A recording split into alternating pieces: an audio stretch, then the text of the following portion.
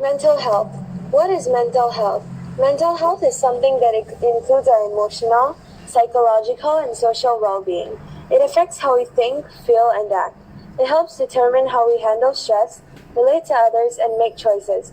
Mental health is very important at every stage of life, from childhood and adolescence through adulthood. Over the course of your life, if you experience mental health problems, your thinking, mood, and behavior could be affected. Depression. Depression is a common and serious medical illness that negatively affects how you feel, the way you think, and as well as how you act. It is a constant feeling of sadness and loss of interest, which stops you from doing your normal activities. Different types of depression exist, with symptoms ranging from relatively minor to severe.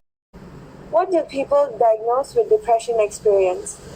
It can be living up to people's expectations, or being very sensitive to people's comments or receiving nasty comments and criticism from others. Causes of depression. There are many causes of depression. Some of them include family history, childhood trauma, the use of certain drugs, stressful life situations, and/or physical health issues. Do you think you or your friends have depression? Well, there are signs of depression that can tell you whether you are facing this issue. Some of them include feeling sad or down often, extreme mood swings, confused thinking, withdrawal from family and friends, or even difficulty falling asleep. Symptoms of depression also include overwhelming sadness, grief, and a sense of guilt. It may be described as a feeling of emptiness or hopelessness. Some people may find it difficult to put these feelings into words as well. Solutions. Not knowing how to help your friends who have this mental illness? Here are some solutions that you can offer your friends. You may want to introduce them to a psychologist to get professional help if the problem is really severe and you can't help them personally. Or if the situation isn't as bad, you could simply lend a listening ear. Stay with them when they need your help. Remain patient when they are talking. Encourage them to do positive things that they enjoy. Of course, before you try and help them, you should definitely learn more about depression yourself. Harry mentions a man named Henry that was diagnosed with depression and how he overcame it.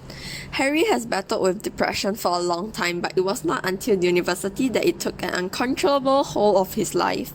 He would spend days on end in bed, unwilling or even unable to move, for depression can be so debilitating that it becomes physically disabling. The first big step for him was realizing that he was mentally unwell. He self-referred for cognitive behavioral therapy, which is known as CBT, soon after leaving university. CBT helped him understand what was causing his depression and that withdrawing from society and wallowing in self-pity was only making him feel worse. Changing his attitude and adopting a policy outlook for the future was life-changing. He's seen a huge improvement in his mental health and is completely a different person as a result.